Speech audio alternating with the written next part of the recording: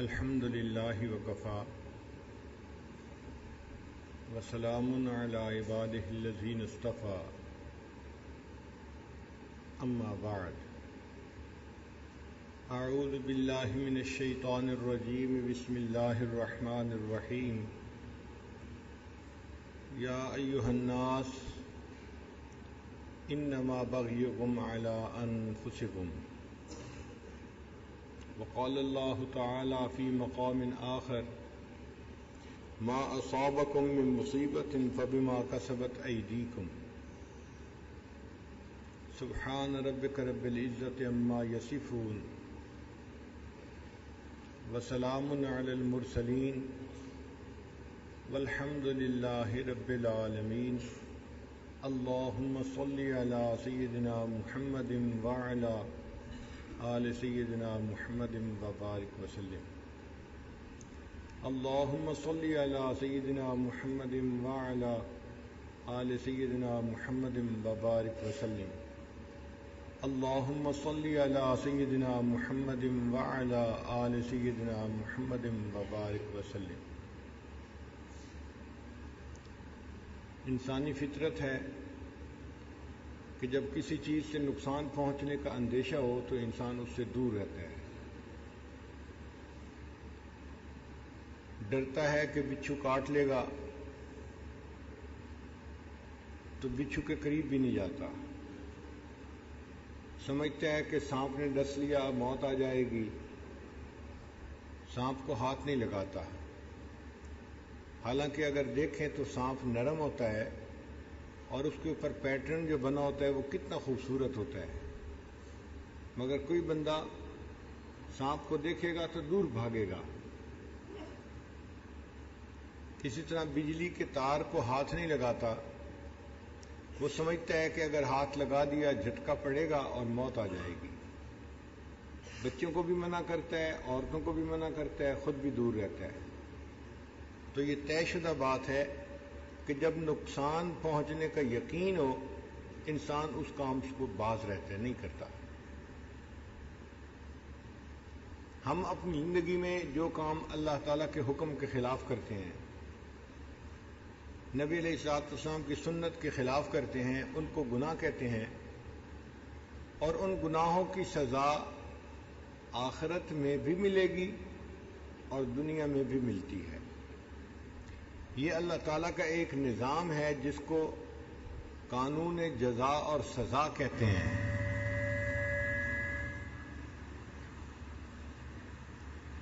یہ fool proof نظام ہے، جو بندہ گناہ کرتا ہے وہ گناہوں کے بد اثرات سے بچ نہیں سکتا۔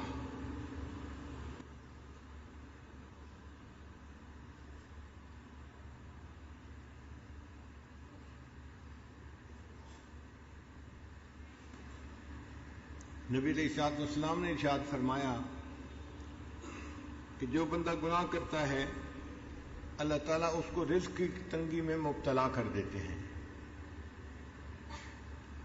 یہ نہیں ہوتا کہ اس کے پاس مال نہیں ہوتا، مال ہوتا ہے مگر ٹائٹ ہو جاتا ہے، لیکوڈیٹی نہیں ہوتی، دکان میں مال پڑا ہے بکتا نہیں، دکان گاہک نہیں ہے، قرضے ہیں قسطیں دینی ہیں مگر دینے کی استطاعت نہیں ہے، مانگنے والے تنگ کر رہے ہیں اور دینے کے لیے پیسے نہیں اور پریشان ہے۔ یہ اللہ تعالیٰ نے رزق کی پریشانی اس کو لگا دی۔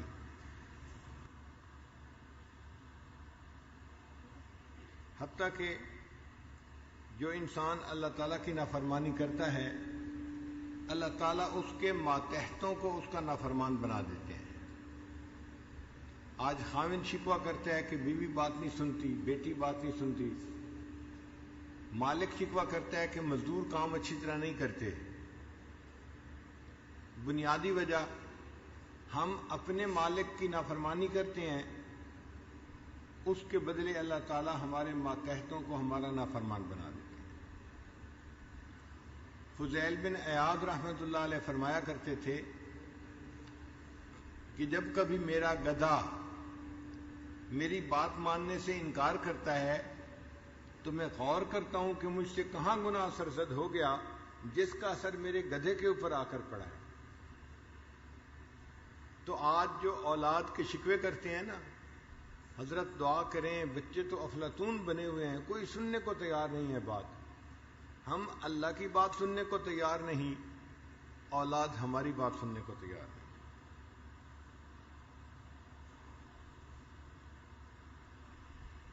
انسان اس کو محسوس کرے یا نہ کرے، مگر کہیں نہ کہیں اس کو گناہوں کی وجہ سے سزا مل رہی ہوتی ہے۔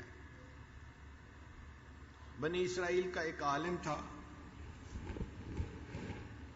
گناہ میں ملوث ہو گیا۔ اب چونکہ عالم تھا وہ ڈرتا بھی تھا، مگر نفس ایسا موٹا تھا کہ وہ گناہ کروا دیتا تھا، تو گناہ کرتا بھی تھا اور ڈرتا بھی تھا کہ کہیں میں سزا میں گرفتار نہ ہو جاؤں۔ 4-6 مہینے اسی طرح گزر گئے۔ ایک دن دعا کرتے ہوئے اس نے دعا مانگی کہ یا اللہ، میں 6 مہینے سے گناہوں میں مبتلا ہوں اور آپ مجھے کتنی ڈھیل دے رہے ہیں کہ ابھی تک آپ نے مجھے سزا نہیں دی۔ تو اللہ تعالیٰ نے اس کے دل میں بات ڈالی کہ میرے بندے، سزا تجھے مل رہی ہے، تجھے اس کا احساس نہیں ہے۔ تو وہ بڑا حیران ہوا، مجھے اس گناہ کی کون سی سزا مل رہی ہے؟ تو پھر بتایا گیا کہ جب سے تو نے یہ گناہ کیا ہے، ہم نے رات کے آخری پہر کے مناجات کی لذت سے تمہیں محروم کر دیا ہے۔ پھر اس کو محسوس ہوا کہ جب سے گناہ کرنے لگا ہوں، مجھے کبھی دعا مانگتے ہوئے رونا آیا ہی نہیں ہے، دل سخت ہو گیا تھا، آنکھیں خشک ہو گئی تھی۔ وہ اس کو سزا ہی نہیں سمجھ رہا تھا اور اس کو سزا مل رہی تھی۔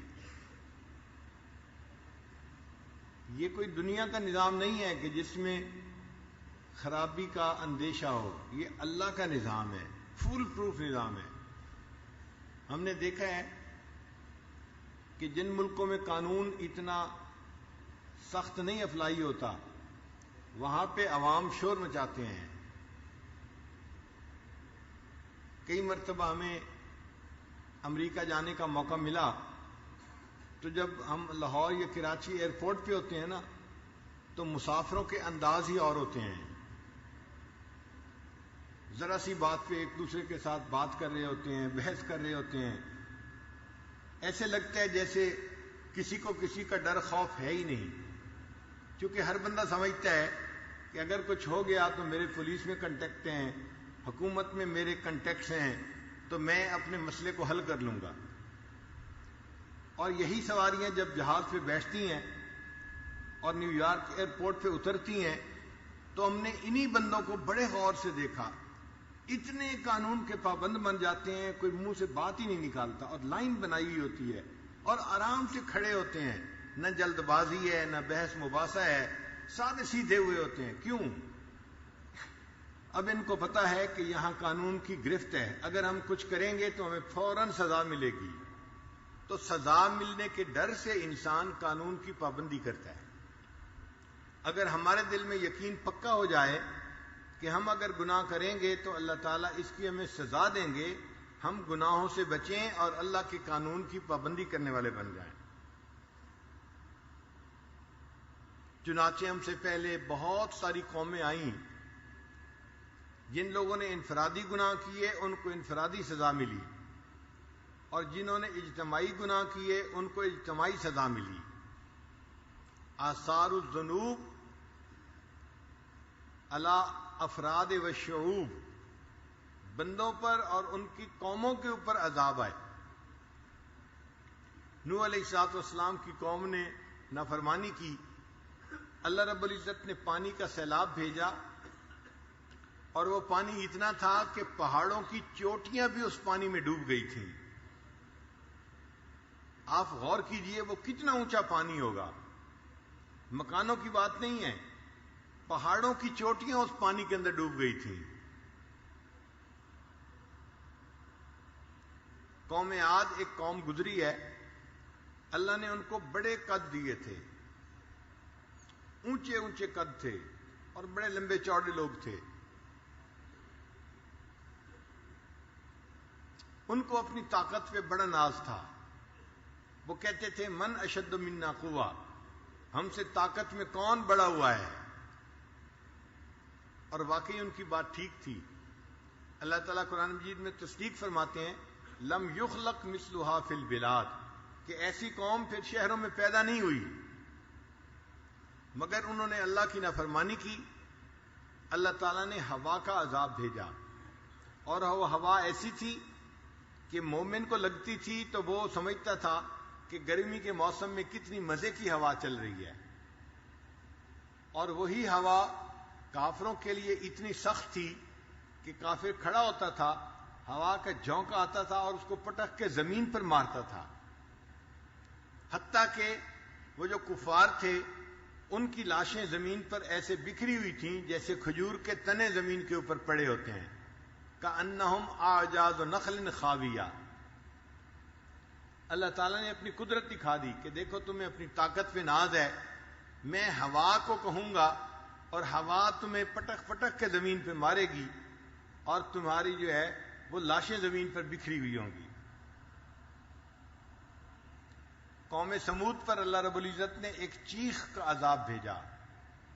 ایسی تیز چیخ تھی کہ اس سے ان کے کان پھٹ گئے، کلیجے پھٹ گئے، اور پوری قوم اس چیخ کی وجہ سے مر گئی. قوم لوط گناہوں میں مبتلا تھی. اللہ رب العزت نے فرشتے کو بھیجا، اس فرشتے نے اس بستی کے زمین کے ٹکڑے کو اپنے پر سے اکھاڑ لیا اور اس کو آسمان پر لے کر گیا، حتیٰ کہ آسمان کے فرشتوں نے اس بستی کے مرغوں کی آوازیں سنی، اتنا قریب لے کر گیا، اور وہاں سے جا کے اس پوری زمین کو گرا دیا گیا. فجعل عالیہا سافلہا، ہم نے اس کے اوپر کے حصے کو نیچے کا حصہ بنا دیا، ان کو سزا دی، اور اس کے اوپر پھر ان کے اوپر پتھر برسائے گئے، چنانچہ پتھروں کی بارش ہوئی. یہ پانی کی بارش نہیں تھی، یہ پتھر تھے جو ان کے اوپر برس رہے تھے.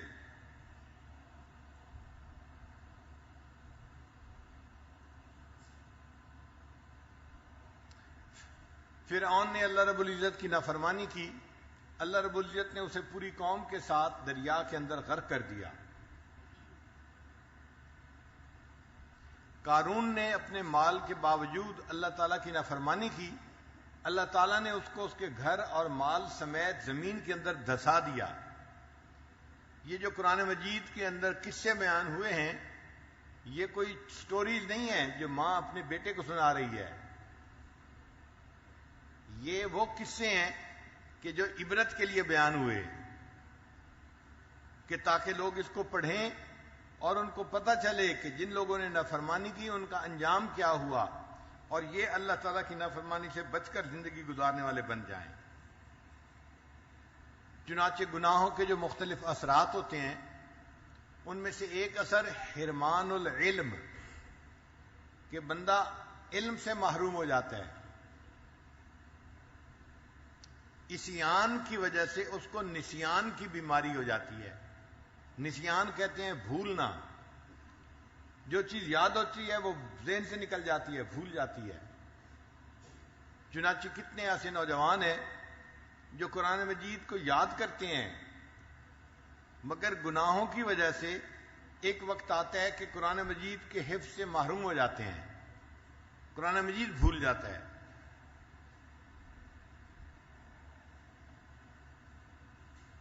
کتابوں میں واقعہ لکھا ہے، ایک نوجوان نے بدنظری کی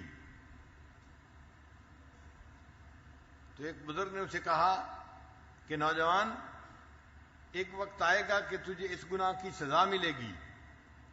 چنانچہ 20 سال کے بعد وہ نوجوان قرآن مجید کو بھول گیا. یعنی اللہ تعالیٰ فوری سزا نہیں دیتے. اگر فوری سزا ہوتی کہ ادھر گناہ کیا ادھر تھپڑ لگ گیا تو پھر دنیا میں کوئی گناہ ہی نہ کرتا. اللہ تعالیٰ نے چوائس دی ہے کہ بندہ اپنی سمجھ سے گناہ کو چھوڑے. اس کو کہتے ہیں ڈیلے ریلے. کئی مرتبہ الیکٹرک چیزیں ایسی ہوتی ہیں آپ بٹن دبا دیتے ہیں مگر وہ مشین کچھ دیر کے بعد سٹارٹ ہوتی ہے، اس میں ایک ریلے لگی ہوتی ہے جو اس کو 1 یا 2 منٹ جو ہے وہ تاخیر سے چلاتی ہے. ایسے ایئر کنڈیشن آج کل آ رہے ہیں، آپ ان کا بٹن آن کر دیں، ان کا کمپریسر فوراً آن نہیں ہوتا، وہ 1 منٹ کے بعد آن ہوتا ہے۔ اسی طرح گناہوں کی سزا کا معاملہ ہے کہ انسان جس وقت گناہ کرتا ہے اسی وقت سزا نہیں ملتی، مگر یہ پکی بات ہے کہ مل کے ضرور رہتی ہے، انسان اس سے بچ نہیں سکتا۔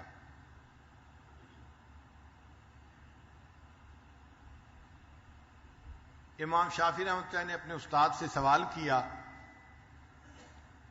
اور انہوں نے اس کا جواب دیا، تو امام شافعی رحمۃ اللہ نے اس کو شعر میں یوں کہا، شکوت الی وکیع سوء حفظی، کہ میں نے وکیع رحمۃ اللہ علیہ سے اپنے حفظ کی اندر کمی کوتاہی کا شکوہ کیا کہ میرا حافظہ کمزور ہے۔ فاوصانی الی ترک المعاصی، انہوں نے مجھے وصیت کی کہ اے نوجوان تم گناہ کرنا چھوڑ دو، فإن العلم نور من الہی، اس لیے کہ علم اللہ کا نور ہے، ونور اللہ لا یعطی لعاصی، اور اللہ کا نور کسی گناہگار کو عطا نہیں کیا جاتا۔ امام شافعی رحمۃ اللہ جب امام مالک رحمۃ اللہ کو ملنے گئے تو کچھ دن وہاں رہے، تو امام مالک رحمۃ اللہ علیہ نے انہیں فرمایا کہ نوجوان، میں تمہارے سینے میں علم کا نور دیکھتا ہوں، تم گناہوں سے بچنا، اس علم کے نور کو بجھا نہ لینا۔ انہوں نے نصیحت کی تھی، اور امام شافعی رحمۃ اللہ نے تقویٰ کی زندگی گزاری، اور دیکھیے کہ آج اتنے بڑے فقیہ ہونے کا ان کو اللہ نے شرف عطا فرمایا۔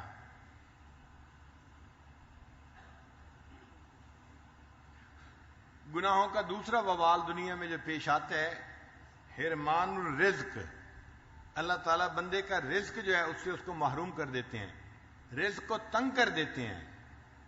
پیسے ہوتے ہیں مگر خرچ نہیں کر پاتا، قرضوں میں پھنس جاتا ہے۔ ایک صاحب میرے پاس آئے اور زاروں قطار رو رہے تھے، میں نے پوچھا کیا ہوا؟ کہنے لگا میں نے باہر 2 کنٹینر بھیجے تھے کینیڈا، وہ وہاں جا کے پھنس گئے، کلیئر نہیں ہوئے، اور 1 کنٹینر یہاں پھنس گیا اور 1 وہاں ہو گیا۔ اب میرا مال اتنا پھنس چکا ہے کہ میرے پاس فیکٹری چلانے کو پیسے نہیں ہیں، مزدوروں کی تنخواہ دینے کو پیسے نہیں ہیں۔ وہ بہت پریشان تھا، تو رزق تھا مگر اللہ نے اس کو ایسا دبایا کہ وہ پریشان تھا کہ میں زندگی کیسے گزاروں۔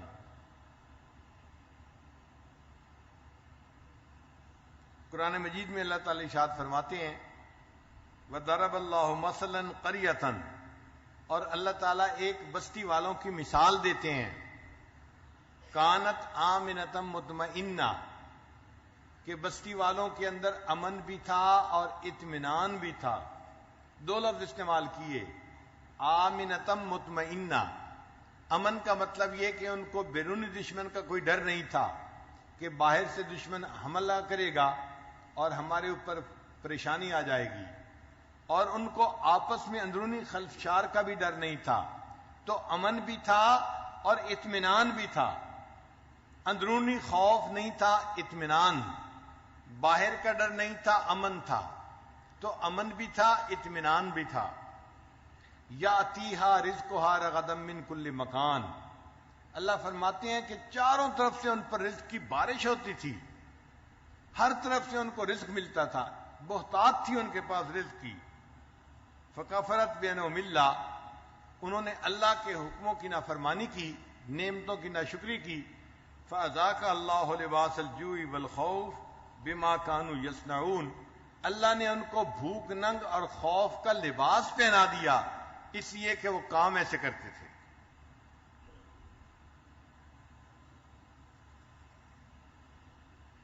قرآن مجید میں ایک قوم کا تذکرہ ہے، اس کا نام تھا قوم سبا۔ یہ ایگریکلچر کرنے والی قوم تھی اور ان کے بڑے بڑے باغات تھے۔ مفسرین نے لکھا ہے کہ اتنے بڑے بڑے باغات تھے، عورت اگر اپنے سر پہ ٹوکری لے کر، خالی ٹوکری لے کر باغ کے اندر سے چلتی تو باغ ختم نہیں ہوتا تھا، گرنے والے پھلوں سے اس کی ٹوکری بھر جاتی تھی، اتنے بڑے بڑے باغ تھے۔ ہم جب بچپن میں قرآن پاک میں یہ پڑھتے تھے تو حیران ہوتے تھے کہ اتنے بڑے بڑے باغ، لیکن جب دنیا دیکھنے کا موقع ملا تو ہم نے دیکھا کہ واقعی بعض ملکوں میں بہت بڑے بڑے باغ ہوتے ہیں. ہم نے ایک ملک میں کیلے کا باغ دیکھا جو 120 کلومیٹر لمبا اور 50 کلومیٹر چوڑا تھا. میٹر کی بات نہیں ہے، کلومیٹر، یعنی 50 کلومیٹر گہرائی ہے، چوڑائی ہے، اور 120 کلومیٹر اس باغ کی لمبائی ہے. اور اس کے قریب ایئرپورٹ بنایا ہے. جو کیلے وہاں سے آتے ہیں وہ جہاز کے اوپر لوڈ ہو کے اسی وقت فریش جو ہے وہ یورپ چلے جاتے ہیں اور ان کو کمائی ہوتی ہے. ہم اپنی گاڑی کو تیز بھگا رہے تھے اور باغ ختم ہونے کا نام ہی نہیں لے رہا تھا. مجھے اس وقت قوم سبا کی بات یاد آئی کہ یہ باغ اگر اتنا بڑا ہے تو قوم سبا کے باغات بھی اتنے ہی بڑے ہوتے ہوں گے کہ گرنے والے پھلوں سے ٹوکری بھر جاتی تھی اور باغ ختم نہیں ہوتا تھا. اللہ تعالیٰ فرماتے ہیں لقد کان لسبع فی مسکنہم آیہ، قوم سبا کے مساکن میں تمہارے لیے بڑی نشانیاں ہیں. جنتان عن یمین و شمال، وہ جن راستوں پہ چلتے تھے اس کے دائیں بھی باغ ہوتا تھا اور اس کے بائیں بھی باغ ہوتا تھا. لگتا ہے کہ یہ ایسا شہر تھا کہ جہاں پر جو موسم ہے وہ ایگریکلچر کے لیے بہت سوٹیبل تھا. بعض ممالک میں ایگریکلچر کے لیے موسم بہترین ہوتا ہے، مثلا 30-32 ڈگری سے اوپر نہیں جاتا اور 7 ڈگری سے نیچے نہیں آتا. تو یہ ٹیمپریچر درختوں اور پودوں کے لیے بہترین ہے. اگر 7 سے نیچے 0 پہ آ جائے تو بھی درخت خراب ہوتے ہیں، اور اگر 30-32 سے اوپر چلا جائے تو بھی خراب ہوتے ہیں. اللہ نے موسم ہی ایسا بنا دیا تھا کہ درخت قدرتی طور پہ وہاں پہ خوب نشو و نما پاتے تھے. ہم نے ماوراء النہر میں سمرقند کے قریب ایک شہر دیکھا. اس شہر کا نام تھا شہر سبز، یعنی شہر کا نام ہی انہوں نے رکھا ہوا ہے شہر سبز، سبز شہر. اور جب ہم وہاں گئے تو واقعی اتنا سبزہ تھا، اتنا سبزہ تھا، پھل پھول درخت کے انسان حیران ہی رہ جائے. میں نے وہاں دیکھا کہ جو میٹل روڈ بنی ہوئی تھی، پکی روڈ بنی ہوئی تھی، اگر وہ کسی جگہ سے ٹوٹی اس کے اندر سے گھاس نکل رہا تھا، یعنی میٹل روڈ کے اندر سے گھاس نکل رہا تھا. اتنا سبزہ تھا اس شہر میں. اور مکانوں کی دیواروں کے اندر جو اینٹوں کا جوڑ ہوتا ہے پتھروں کا، وہ مٹی سے تھا اور اس مٹی میں سے سبزہ نکل رہا تھا. اس کا نام ہی شہر سبز تھا. تو یہ قوم سبا بھی ایسی قوم تھی کہ جس کے باغ بہت بڑے بڑے باغات تھے. دائیں بھی باغ ہوتے تھے راستے کے اور بائیں بھی باغ ہوتے تھے. اللہ فرماتے ہیں ہم نے انہیں کہا کلوا من رزق ربکم، تم اپنے رزق رب کا دیا ہوا رزق کھاؤ، واشکروا لہ، اور اپنے رب کا شکر ادا کرو. بلدۃ طیبۃ ورب غفور، کتنا پاکیزہ شہر ہے اور اللہ ان لوگوں کے گناہوں کو معاف کرنے والا ہے. مگر رزق کی بہتات کی وجہ سے وہ لوگ نافرمانی میں پڑ گئے، اور نافرمانی کا پھر وبال یہ ہوا اللہ نے ان کے اوپر عذاب بھیجا. اللہ قرآن مجید میں فرماتے ہیں ان کے جو پھلوں کے درخت تھے وہ سارے کے سارے ضائع ہو گئے، اور ان کے پاس چند بیری کے درخت اور چند کھٹے اور ترش قسم کے پھلوں کے درخت باقی رہ گئے. اور اللہ فرماتے ہیں کذالک جزیناہم بما کفروا، ذالک جزیناہم بما کفروا، ہم نے ان کی ناشکری کا ان کو یہ بدلہ دیا. وَهَلْ نُجَازِي إِلَّا الْكَفُورَ، اور ہم ناشکروں کو ایسے ہی سزا دیا کرتے ہیں. تو جس بندے کو اللہ تعالیٰ نعمتیں دیتا ہے وہ نعمتوں کی قدردانی کرے. اگر ناقدری کرے گا تو اللہ تعالیٰ اس بندے کو اس پر سزا دیں گے اور پھر وہ دوسروں کے لیے عبرت کا نشانہ بنے گا.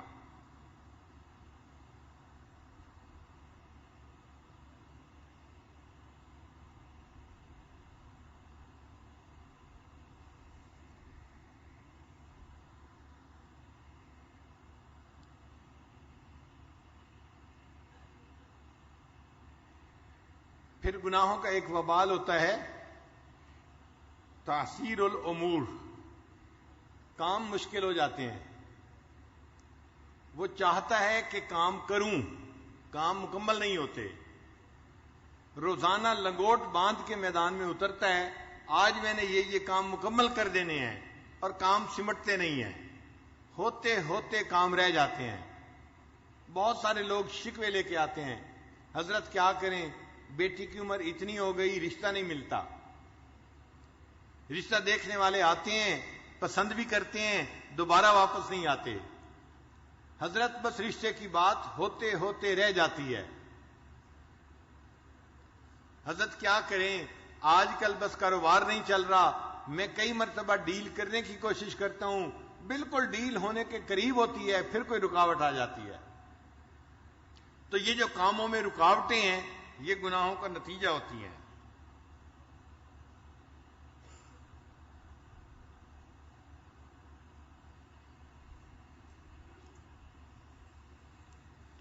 پھر گناہوں کا ایک وبال ہوتا ہے حرمان الطاعہ، کہ بندے کو اطاعت، نیکی، فرما برداری سے محرومی ہو جاتی ہے۔ حضرت کیا کریں، فجر میں آنکھ ہی نہیں کھلتی۔ ایک صاحب کہنے لگے کہ حضرت میں 4 الارم لگاتا ہوں، 4 گھڑیوں پہ، اور چاروں الارم بجتے ہیں، میری نیند اتنی گہری ہوتی ہے، میں چاروں بند کر دیتا ہوں، سویا پڑا رہتا ہوں، فجر کی نماز قضا ہو جاتی ہے۔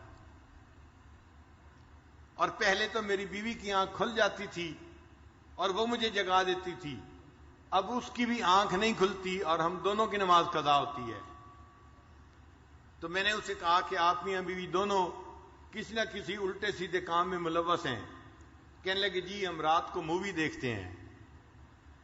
بھئی اگر آپ میاں بیوی مل کے مووی دیکھیں گے پھر اس کا بد اثر تو آنکھوں کے سامنے آئے گا نا، فجر سے محرومی، تہجد سے محرومی، تلاوت کرنے کو دل ہی نہیں چاہتا۔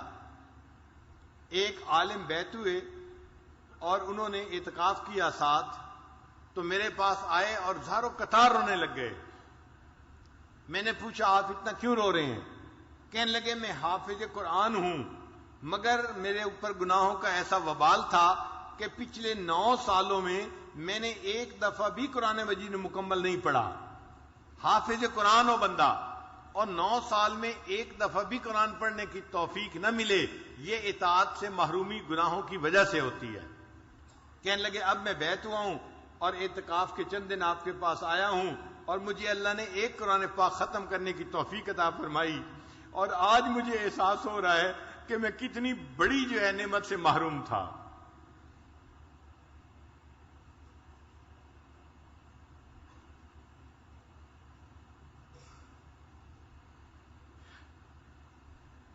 چھٹا اثر گناہوں کا، بیماریاں۔ چنانچہ جو انسان گناہوں میں ملوث ہوتا ہے اللہ تعالیٰ اسے مختلف طرح کی بیماریوں میں ملوث کر دیتے ہیں۔ کئی نوجوانوں کو ہم نے دیکھا 22 سال کی عمر میں ان کو جوڑوں کا درد ہوتا ہے۔ اب بتائیں کہ 22 سال کی عمر تو عین جوانی کی عمر ہوتی ہے، اب 22 سال کی عمر میں اس کو اگر جوڑوں کا درد ہے تو یہ زندگی کیسے گزارے گا؟ ایک 24 سال کا لڑکا میرے پاس آیا، حضرت مجھے دل کی بیماری ہے، ایک دفعہ ہارٹ اٹیک ہو چکا ہے اور میں بڑا پریشان ہوں۔ 24 سال کی عمر تو ایسی اندھی جوانی ہوتی ہے کہ بندے کو پتہ ہی نہیں چلتا، اور اس کو 24 سال کی عمر میں ہارٹ اٹیک ہو رہا ہے۔ یہ بیماریاں گناہوں کی وجہ سے آتی ہیں۔ ہمارے ایک بہت قریبی دوست تھے، آفیسر تھے، انہوں نے ایک مرتبہ اپنی بیٹی کا قصہ خود سنایا، نام بتانا مناسب نہیں ہے، بس آفیسر ہی سمجھ لیجئے۔ وہ مجھے کہنے لگے اللہ نے مجھے اتنی خوبصورت بیٹی دی، اتنی خوبصورت بیٹی دی کہ لاکھوں میں نہیں کروڑوں میں اتنی خوبصورت بچی کوئی نہیں ہوگی، کروڑوں میں۔ اتنا دودھ کی طرح اس کا سفید رنگ، اتنے پیارے اس کے بال، اتنا خوبصورت اس کی آنکھیں، جو اس کو دیکھتا تھا لٹو ہو جاتا تھا، ہر عورت اس کو آ کے دیکھتی تھی۔ کہنے لگا کہ میرے گھر میں عورتوں کا، محلے کی عورتوں کا مجمع لگا رہتا تھا، عورتیں کہتی تھیں کہ اس کے گھر کے قریب سے ہم گزرتی ہیں، ہمارا دل چاہتا ہے ہم اس بچی کو دیکھیں، ہم بچی کو دیکھنے کے لیے آئے ہیں۔ کہنے لگی وہ بچی ذہین بھی اتنی تھی کہ بلا کی ذہین، اس کو میڈیکل میں داخلہ مل گیا اور وہ میری بیٹی ڈاکٹر بن گئی۔ اور ڈاکٹر بھی ایسی کانفیڈنٹ تھی کہ سرجن ڈاکٹر بنی. کہنے لگا خوبصورت بھی تھی اور قابل بھی تھی, سرجن ڈاکٹر بھی تھی. اس کو ہاسپٹل میں ایک بہت اچھی جاب مل گئی. اب جب اس کی عمر 28 سال ہوئی تو میں نے اس کے لیے رشتے ڈھونڈنے شروع کیے. کہنے لگے رشتے کا نام لینا تھا کہ رشتوں کی تو بھرمار لگ گئی. ہمارے پاس اس بچی کے لیے 100 رشتے تقریباً آئے. اب ہم میاں بیوی پریشان تھے, کس کو ہاں کرے اور کس کو نہ کرے. یہ وزیر کا بیٹا ہے, یہ امیر کا بیٹا ہے, یہ فیکٹری والے کا بیٹا ہے, یہ بزنس مین کا بیٹا ہے, اور بڑے بڑے نامی گرامی خاندانوں کے رشتے بیٹی کے لیے. ہم چاہتے تھے کہ کوئی رشتہ فائنل کر دیں, مگر میری بیٹی کے اندر عجب اور تکبر بہت تھا. جو رشتہ آتا وہ کوئی نہ کوئی اس کے اندر عیب نکال دیتی. یہ لڑکا تو دیہاتی نظر آتا ہے, میں اس سے شادی نہیں کروں گی. اور کئی مرتبہ کہتی لڑکا تو ٹھیک ہے, ڈاکٹر ہے, مگر اس لڑکے کی ماں دیہاتی ہے, میرا گزارا نہیں ہوگا. لڑکے کی ماں دیہاتی ہے, اس پہ رشتہ نہ کر دیتی. کہنے لگے کہ 2-4 سال تو اسی طرح گزر گئے.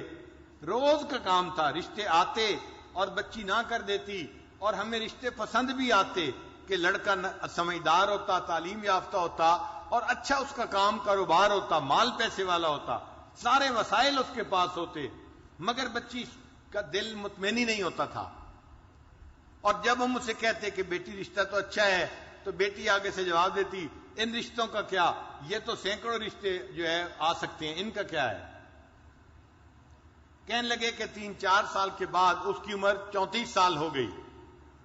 اب رشتے آنے ذرا کم ہو گئے, مگر بچی کو پھر بھی یقین تھا کہ میرے لیے ضرور اچھا رشتہ آئے گا. رشتے والوں کو آخر کیا چاہیے جو میرے پاس نہیں ہے. اس کو ناز تھا اپنے حسن پہ, اپنی تعلیم پہ, اپنی سمجھداری پہ. کہنے لگا کہ پھر اس کے تکبر کی وجہ سے ایک عذاب آیا. باپ اپنی بیٹی کا واقعہ خود سنا رہا ہے. کہتے کہ میری بیٹی کے اوپر عذاب آیا, اس نے کسی مریض کی سرجری کی, اور سرجری کرنے کی وجہ سے اس کو کوئی ایسا انفیکشن ہوا کہ میری بیٹی کے ہاتھوں کی جو جلد تھی وہ ساری کی ساری ایسے ہو گئی جیسے مردہ ہوتی ہے, کسی بوڑھے کی ہوتی ہے. اب بچی خوبصورت ہے, نوجوان ہے, مگر دونوں ہاتھوں کی جلد جو ہے وہ ایسے ہے جیسے کوئی 90 سال کا بوڑھا ہوتا ہے. ہاتھ بدنما بن گئے. اب وہ اپنے ہاتھوں کو ظاہر بھی نہیں کرتی تھی. اب رشتہ دیکھنے والے آتے تو وہ ان کے سامنے آتی تو اپنے ہاتھوں کو اپنے دوپٹے میں چھپاتی تھی. تو لوگ بھی پریشان ہوتے کہ یہ ہاتھ کیوں نہیں دکھا رہی, اور جس کی نظر پڑ جاتی تھی ہاتھوں پہ وہ رشتہ جو ہے ریجیکٹ کر کے چلے جاتے تھے. اب جب رشتے ریجیکٹ ہونے لگے تو میری بیٹی کو فکر لاحق ہوئی. کہنے لگا کہ پھر پریشان ہوئی, مجھے کہتی ابو آپ کوئی رشتہ سلیکٹ کر لیں, اب میری عمر 36 سال ہو گئی ہے. لیکن جس سے رشتہ کرنے کی ہم کوشش کرتے وہ ویسے لڑکی کو دیکھتے تو پسند کرتے تھے, جب اس کے دونوں ہاتھوں کو دیکھتے تھے تو ریجیکٹ کر دیتے تھے. ساس نہیں مانتی تھی, نند نہیں مانتی تھی, لڑکا نہیں مانتا تھا. ہم ایسی لڑکی سے شادی نہیں کر سکتے, ہو سکتا ہے بیماری بڑھ جائے اور پورے جسم کی جلد ایسی بن جائے, ہم اس لڑکی کے ساتھ کیسے گزارا کریں گے. کہنے لگے کہ پھر ایسا وقت آیا کہ رشتے آنے ہی بند ہو گئے. کہتے ہیں کہ میں باپ ہوں, اپنی بیٹی کی بات بتا رہا ہوں. ایک ایسا وقت آیا, وہ میری بیٹی جو نماز نہیں پڑھتی تھی وہ رات کو تہجد پڑھتی تھی, اور اس کے آنسوؤں سے مسلح تر ہو جاتا تھا. وہ اللہ سے اپنے لیے بہتر رشتہ مانگتی تھی اور رشتہ نہیں ملتا تھا. میں نے اپنی بیٹی کو جو ذلیل ہوتے دیکھا تو میں باپ ہو کے بتا رہا ہوں کہ واقعی انسان گناہ کرتا ہے, اس کی سزا آخرت میں تو اس کو ملے گی ہی صحیح, اللہ تعالیٰ دنیا میں بھی اس کی سزا بندے کو دے دیتے ہیں. ایسا اس کا تکبر ٹوٹا کہ ایک دن مجھے کہنے لگی ابو آپ کسی ریڑھی والی سے ہی میری شادی کر دیں, اب تو میری عمر 40 کے قریب ہونے لگ گئی ہے. اب وہ ڈاکٹر جس کو اپنے حسن پہ ناز تھا, جو سمجھتی تھی میں حور پری ہوں اور کروڑوں میں میری جیسی کوئی خوبصورت نہیں, وہ بچی اپنے باپ کو کہہ رہی ہے بھلے کسی ریڑھی والی سے ہی اب میری شادی کر دیں, میری عمر 40 سال ہونے کو ہے. تو گناہوں کی سزا مختلف شکلوں میں ملتی ہے, ان میں سے ایک شکل بیماری بھی ہوتی ہے.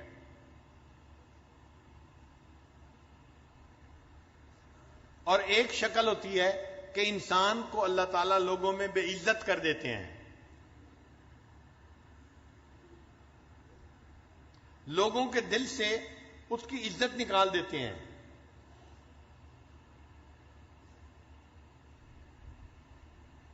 وَمَن يُهِنِ اللَّهُ فَمَا لَهُ مِن مُكْرِمٍ، اور جسے اللہ ذلیل کرنے پہ آتے ہیں اسے عزت دینے والا کوئی نہیں ہوتا. ایک آفیسر تھا 21 گریڈ کا. 21 گریڈ کا آفیسر بڑا آفیسر ہوتا ہے. یہ ڈپٹی کمشنر سے بھی اونچے گریڈ کا بندہ ہوتا ہے، یوں سمجھ لیں برابر کے گریڈ کا. وہ رشوت لیتا تھا اور مال پیسہ اس کے پاس بہت تھا. اس کی ذرا کہانی سن لیجئے، یہ حقیقی کہانی ہے.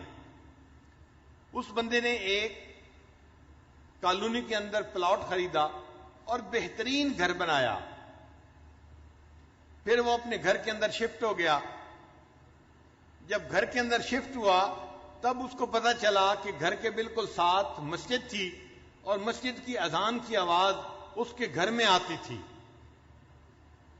اب جو نیک بندہ ہے وہ تو خوش ہوتا ہے کہ مسجد کا پڑوس مل گیا. جو فسق و فجور میں پڑا ہوتا ہے، بے نمازی ہوتا ہے، اس کو مسجد کا پڑوس نہیں چاہیے ہوتا. چنانچہ یہ رات کو سویا ہوا تھا، مؤذن نے فجر کی اذان دی، اس کی آنکھ کھل گئی. اب اس کو بڑا غصہ آیا کہ اس نے میری نیند خراب کر دی. صبح اٹھا تو اس نے مؤذن کو بلوایا اور مؤذن کو کہا کہ تم فجر کی اذان سپیکر پہ مت دیا کرو، میری نیند خراب ہوتی ہے. مؤذن نے جا کے محلے کے لوگوں کو بتایا. انہوں نے کہا کہ بھئی ہم تو بوڑھے ہیں، گھڑی کا ٹائم دیکھ نہیں سکتے، ہم تو اذان کی آواز سنتے ہیں فجر میں تو مسجد میں آتے ہیں. اگر آفیسر صاحب کو پرابلم ہے تو یہ اپنا گھر مسجد سے دور کہیں جا کر خرید لیں، کیوں انہوں نے قریب خریدا ہے؟ یہ جگہ بدلیں، مسجد تو نہیں بدل سکتی.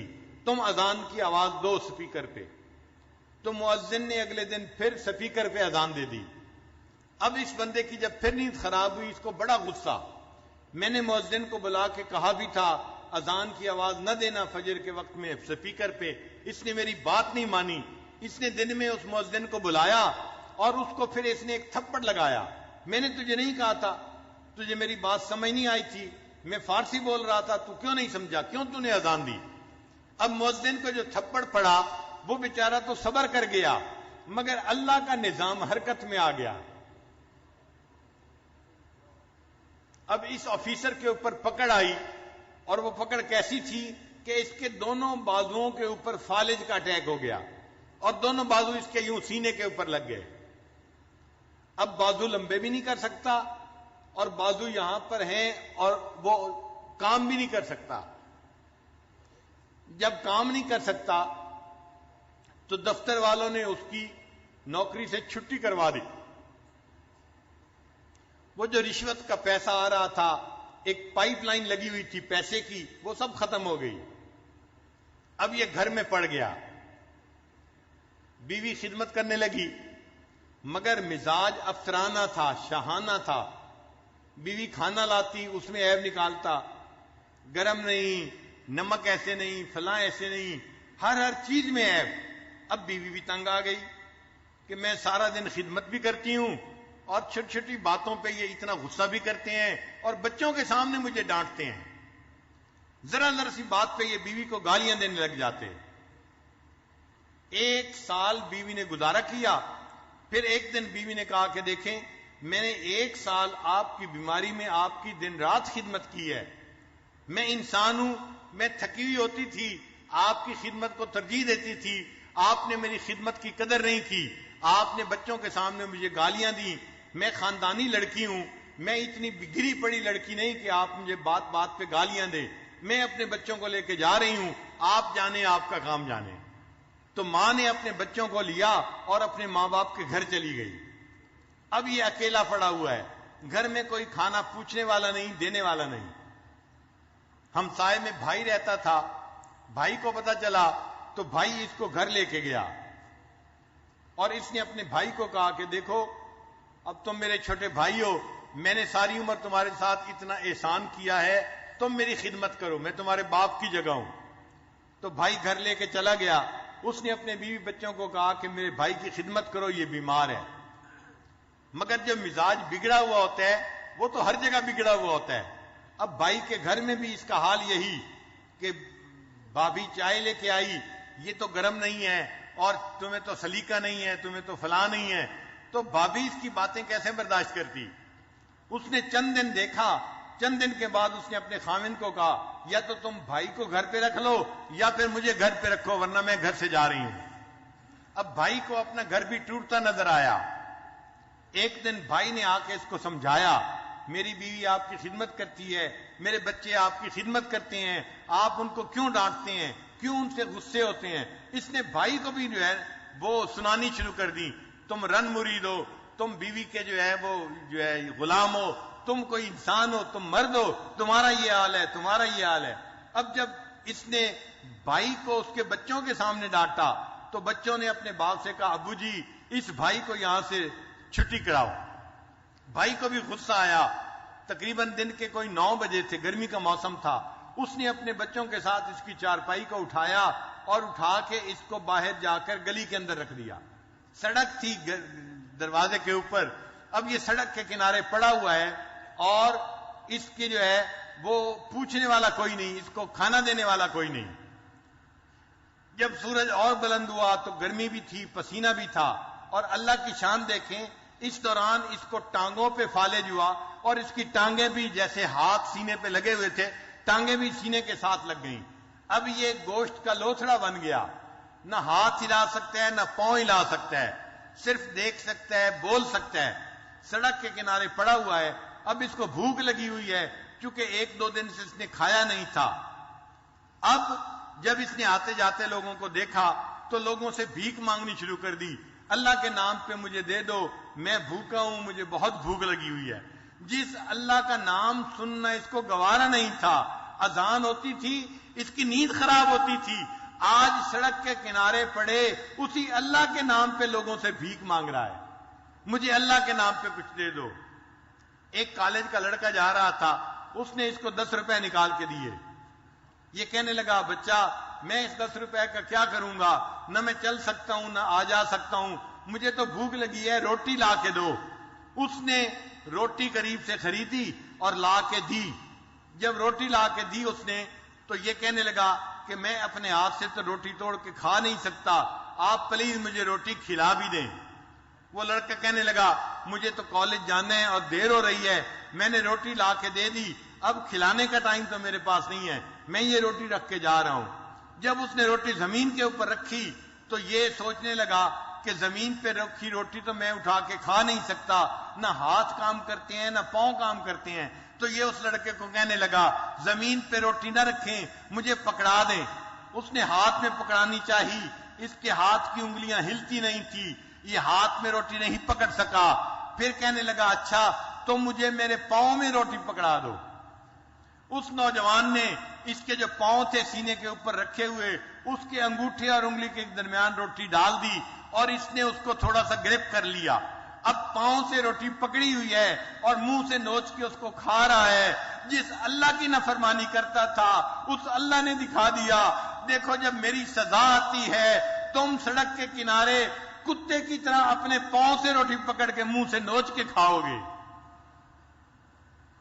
یہ وہ آفیسر تھا جس کی بڑی عزت تھی، بڑا مال تھا، بڑا اس کا مکان تھا، بڑی گاڑی تھی، اور آج سڑک کے کنارے پاؤں کی انگلیوں کے درمیان روٹی پکڑ کے یہ اپنے منہ سے اس روٹی کو نوچ کے کھا رہا ہے.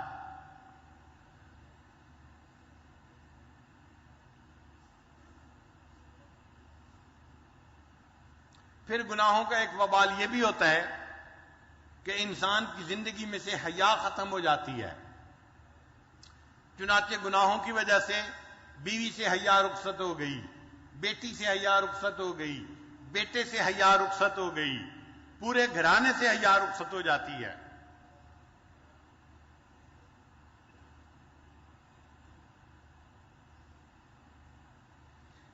گناہوں کا ایک وبال یہ بھی ہے کہ اللہ تعالیٰ نعمتوں میں کمی کر دیتے ہیں. جو نعمتیں پہلے بارش کی طرح برس رہی تھیں، آ رہی تھیں، اللہ تعالیٰ ان نعمتوں کو بند کر دیتے ہیں اور بندہ نعمتوں سے محروم ہو جاتا ہے.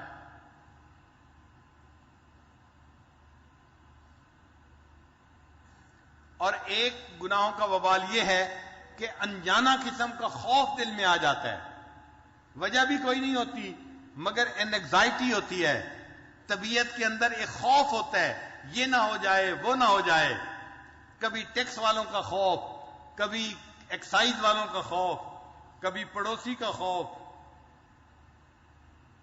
حتیٰ کہ انسان سائے سے ڈرتا ہے، اور کبھی جادو ٹونے کا خوف۔ حضرت مجھے لگتا ہے کسی نے میرا رزق بند کر دیا ہے اور کسی نے ہمارے اوپر کچھ کر دیا ہے۔ بھئی رزق دینا تو اللہ کا کام ہے، اللہ دینا چاہیں مخلوق اس کو روک نہیں سکتی، اللہ نہ دینا چاہیں مخلوق اس کو دے نہیں سکتی، یہ تو اللہ کا معاملہ ہے۔ لوگوں کو چھوٹا رب مت بناؤ، اللہ پہ یقین رکھو کہ اللہ نے دینا ہے، اللہ سے مانگو۔ نہیں حضرت کسی نے کچھ کر دیا ہے، ایک خوف ہوتا ہے، اور یہ خوف اتنا بڑھتا ہے، ہم نے دیکھا کہ بھائی اپنی بہن کے ہاتھ سے لے کے کھانا نہیں کھاتا، اس نے کچھ پڑھ نہ دیا ہو۔ اگر بہو فرض نماز پڑھنے کے لیے مصلی پہ بیٹھ جائے تو ساس کو پریشانی لگ جاتی ہے، یہ ہمارے خلاف کچھ پڑھ کے پھونک نہ رہی ہو۔ بھائی کو بھائی کے گھر سے کھانا آتا ہے پکا ہوا، اور اس کی بیوی کہتی ہے اس کھانے کو کھانا نہیں، یہ ہم نے فقیر کو دے دینا ہے۔ کیوں نہیں کھانا؟ کہ بھائی کی بیوی نے اس کے اوپر کچھ پڑھ نہ دیا ہو۔ حالت یہ ہوتی ہے ڈر اور خوف کی۔ تو کہیں جادو کا ڈر، کہیں ٹونے کا ڈر، اور یہ ڈر اتنا ہوتا ہے کہ انسان، ایک عام آدمی تو زندگی میں ایک دفعہ مرتا ہے، یہ بندہ دن میں کتنی مرتبہ جیتا ہے اور کتنی مرتبہ مرتا ہے۔ یہ گناہوں کا وبال ہوتا ہے۔ اگر ہم چاہتے ہیں کہ ہم گناہوں کے اس وبال سے بچیں، اس کا ایک ہی طریقہ ہے، ہم اللہ سے گناہوں کی معافی مانگیں اور رمضان مبارک کے اس آخری عشرے میں اللہ رب العزت سے اپنے لیے مغفرت کو حاصل کر لیں۔ نبی علیہ السلام نے ارشاد فرمایا اولھا رحمتن، یہ رمضان کا پہلے 10 دن رحمت کے ہوتے ہیں، اوسطھا مغفرتن، درمیان کے 10 دن مغفرت کے ہوتے ہیں، وآخرھا عتق من النار، اور آخری 10 دن آگ سے آزادی کے ہوتے ہیں۔ یہ جہنم سے آزادی کا عشرہ ہے۔ ہم اس وقت میں اپنے رب سے خوب دعائیں مانگیں، اللہ ہم نافرمان بنے رہے، ہم بھولے رہے، ہم گناہ کرتے رہے، اے مالک آج اس وقت آپ کے گھر میں حاضر ہے، رمضان مبارک کا مبارک وقت ہے، اللہ ہمارے پچھلے گناہ معاف کر دیجئے اور آئندہ گناہوں سے ہماری حفاظت فرما دیجئے۔ اللہ نے قسمت سے ہمیں ایک اور رمضان دے دیا، ایک اور موقع دے دیا، اس موقع سے فائدہ اٹھائیے۔ یہ گولڈن چانس ہے، یہ سنہری موقع ہے جو اللہ نے ہمیں عطا کر دیا ہے۔ اکیلا آدمی دعا مانگے پتہ نہیں قبول ہوتی ہے یا نہیں ہوتی، جب کئی لوگ مل کے دعا مانگتے ہیں اللہ کو مجمع کے اوپر ترس آتا ہے۔ حدیث مبارکہ میں ہے نبی علیہ الصلوۃ والسلام نے ایک مرتبہ واعظ فرمایا، واعظم بلیغا، بڑا مؤثر واعظ تھا، اس کو سن کے ایک صحابی کے اوپر گریہ طاری ہوا اور وہ صحابی اونچی آواز سے رونے لگ گئے۔ جب وہ اونچی آواز سے رونے لگے، مجلس ختم ہوئی، اللہ کے پیارے حبیب صلی اللہ علیہ وسلم نے فرمایا اس کا رونا اللہ کو اتنا پسند آیا کہ اس اکیلے کے رونے کی وجہ سے اللہ نے پورے مجمع کے گناہوں کو معاف فرما دیا۔ تو اتنے بڑے مجمع میں کوئی تو ہوگا جس جوان کا رونا اللہ کو پسند آ جائے، جس بوڑھے کے آنسو اللہ کو پسند آ جائیں، جس بچے کا ہاتھ اٹھے اللہ کو پسند آ جائیں، اور اس کی برکت سے اللہ ہمارے بھی گناہوں کو معاف فرما دے۔ اور ویسے بھی یہ رمضان مبارک کا آخری جمعہ ہے، جمعۃ الوداع ہے، تو اس جمعہ کے دن اور بھی دعائیں قبول ہوتی ہیں۔ آج کے دور میں، آج کے اس وقت میں ہم اللہ تعالیٰ سے خوب دعائیں مانگیں، اور اس مجمع میں بہت سارے لوگ مسافر ہیں۔ حدیث پاک میں آتا ہے اللہ تعالیٰ مسافر کی دعاؤں کو قبول فرماتے ہیں، تو مسافرین بھی ہیں، اللہ کے سامنے دعائیں مانگیں گے، اللہ ان کی دعاؤں کو بھی قبول فرمائیں گے۔ اور معتکفین بھی ہیں، یہ معتکفین تو اللہ کے در کی چوکھٹ پکڑ کے بیٹھے ہوئے ہیں، اے مالک اگر تو در نہ کھولے گا تو میں بھی در نہ چھوڑوں گا، اگر تو در نہ کھولے گا تو میں بھی در نہ چھوڑوں گا۔ اے اللہ بیوی بچوں کو چھوڑ دیا، گھر کو چھوڑ دیا، ہم آ کے آپ کے دروازے پر بیٹھ گئے اور آپ کے در کی چوکھٹ کو پکڑ لیا ہے۔ اے اللہ اپنی رحمت کا دروازہ کھول دیجئے، ہمارے گناہوں کو معاف فرما دیجئے۔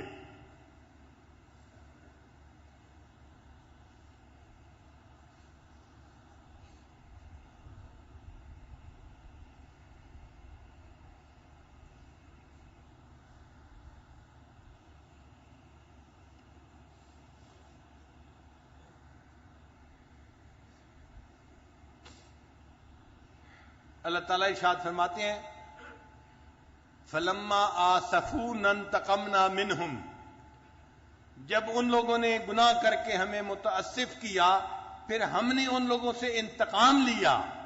آپ بتائیں اگر کوئی امیر آدمی با اختیار آدمی کسی کا مخالف ہو جائے اس کا جینا حرام کر دیتا ہے، جب اللہ کسی سے انتقام لینے کا فیصلہ کر لیں تو اس بندے کا کیا حال ہوتا ہے؟ اللہ اس بندے کو پھر تگنی کے ناچ نچا دیتے ہیں۔ نہ جا اس کے تحمل پر کہ بے ڈھب ہے گرفت اس کی، نہ جا اس کے تحمل پر کہ بے ڈھب ہے گرفت اس کی، ڈر اس کی دیر گیری سے کہ ہے سخت انتقام اس کا۔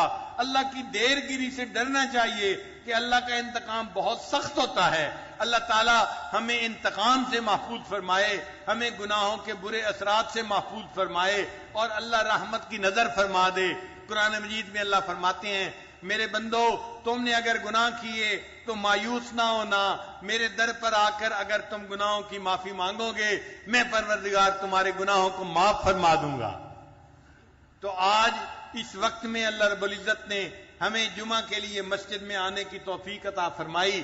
رمضان مبارک کا وقت ہے، جمعے کا وقت ہے، روزے دار موجود ہیں، مسافر موجود ہیں، علماء طلباء موجود ہیں۔ یہ بہترین نقشہ بنا دیا اللہ نے گناہوں کی بخشش کا، لہذا آج کے اس مجمع میں اللہ سے گناہوں کو بخشوا کے اٹھیے، خوب دعائیں مانگیے۔ اے مولا ہم آپ کے جو ہے وہ سزاؤں کی تاب نہیں لا سکتے، اے اللہ ہم کمزور ہیں آپ قوی ہیں، اے اللہ ہم محتاج ہیں آپ غنی ہیں، اے اللہ ہم خطا کار ہیں آپ بخشنہار ہیں، ہمارے گناہوں کو معاف کر دیجئے اور ہمیں گناہوں سے پاک کر دیجئے۔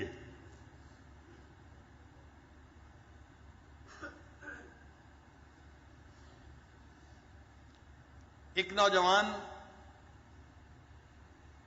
کسی بزرگ کی بات سن رہا تھا، اس نے سچی توبہ کر لی گناہوں سے، تو انہوں نے پوچھا کہ بھئی تم نے کس بات پہ توبہ کی؟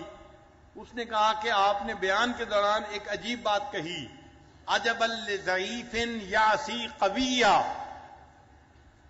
تعجب ہے اس کمزور کے اوپر جو اتنے قوی کی رب کی نافرمانی کر رہا ہوتا ہے۔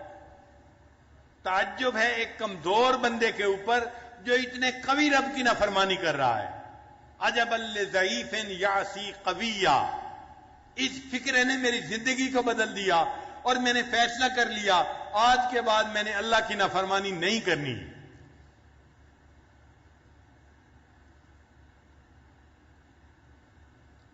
اللہ تعالیٰ ہمارے گناہوں کو معاف فرما دے اور آج جمعہ کی اس نماز سے اللہ تعالیٰ ہمیں بخشائے اٹھا دے۔ وآخر دعوانا ان الحمد للہ رب العالمین۔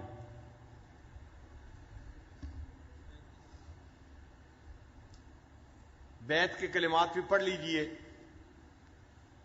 تاکہ ہمارے گناہ اللہ تعالیٰ معاف فرما دے۔ دل میں نیت کر لیجئے کہ جو گناہ زندگی میں کیے ہیں ہم ان سے سچی پکی توبہ کر رہے ہیں اور آئندہ نیکی کی زندگی گزارنے کا دل میں ارادہ کر رہے ہیں۔ بسم اللہ الرحمن الرحیم، لا الہ الا اللہ محمد الرسول اللہ، آمنت باللہ وملائکتہ وکتبہ ورسلہ والیوم الآخر والقدر خیرہ وشرہ من اللہ تعالی والبعث بعد الموت، آمنت باللہ کما ہوا بأسمائہ وصفاتہ وقبلت جمیع احکامہ اقرار باللسان و تصدیق بالقلب اشہد ان لا الہ الا اللہ و اشہد